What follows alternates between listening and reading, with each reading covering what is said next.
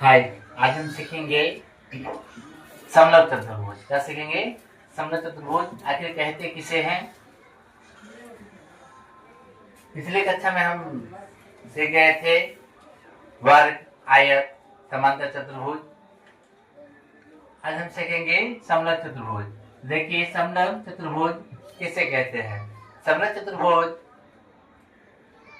वह चतुर्भुज जिसकी आमने सामने की सिर्फ एक जोड़ी, यानी कि वह चतुर्भुज जिसकी आमने सामने की एक जोड़ी, यानी कि एक और ये एक जोड़ी भुजाएं समांतर हो, यानी कि समांतर हो, एक जोड़ी भुजाएं क्या हो?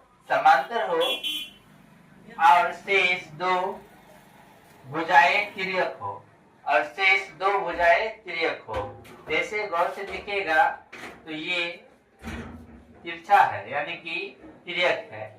इस साइड से ए डी तिर्यक है, इस साइड से बी सी तिर्यक है। तिर्यक होती है उसे समलग चतुर्भुज कहते हैं। गौर से देखिए फिर से, वह चतुर्भुज जिसकी आमने सामने की सिर्फ एक जोड़ी भुजाएं, यानी कि एक, इसको हम जोड़ा कहेंगे, एक ये हुआ सी डी और एक हुआ ए बी, इसको हम जोड़ा कहेंगे, समांतर हो और शेष दो भुजाएं तिर्यक होती है, उसे समलग चतुर्भुज कहते हैं। नोट कर लीजिए, याद कर लीजिएगा। वह चतुर्भुज जिसकी आमने सामने की सिर्फ एक जोड़ी भुजाएं समांतर हो और शेष दो भुजाएं तिर्यक होती है, उसे समलग चतुर्भुज कहते हैं। नोट में देख लीजिए, इसको हम नोट बोलेंगे। हम एक ABCD एक समलग चतुर्भुज का आकृति बनाए हैं, ABCD एक समलग चतुर्भुज है जिसमें भुजा AB, यानी कि भुजा AB समांतर DC। गौर से देखिएगा, भुजा AB, इसको हम भुजा कहेंगे, पिछली कक्षा में हम पढ़ाए हुए हैं।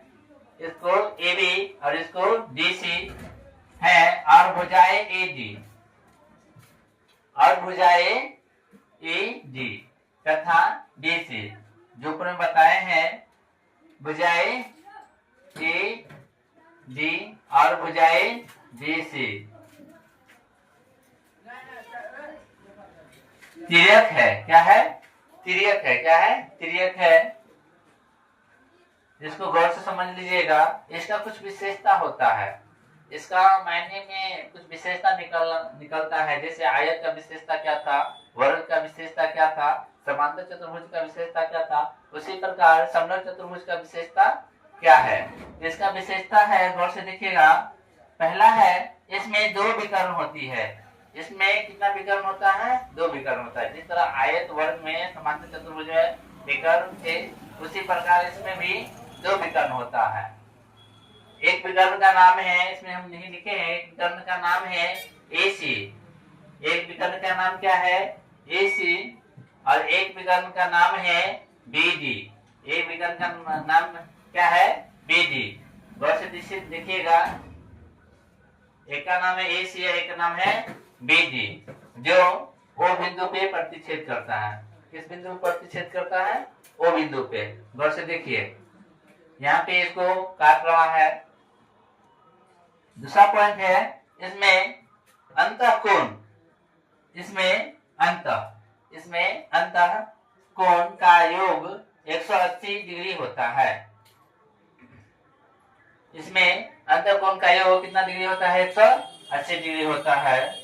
और तीसरा पॉइंट है, सबसे अंतिम और लास्ट, इसमें आमने सामने के केवल दो भुजाएं ही समांतर होती है। इसमें आमने सामने का केवल दो ही भुजाएं समांतर होगा, जो हम बता चुके हैं।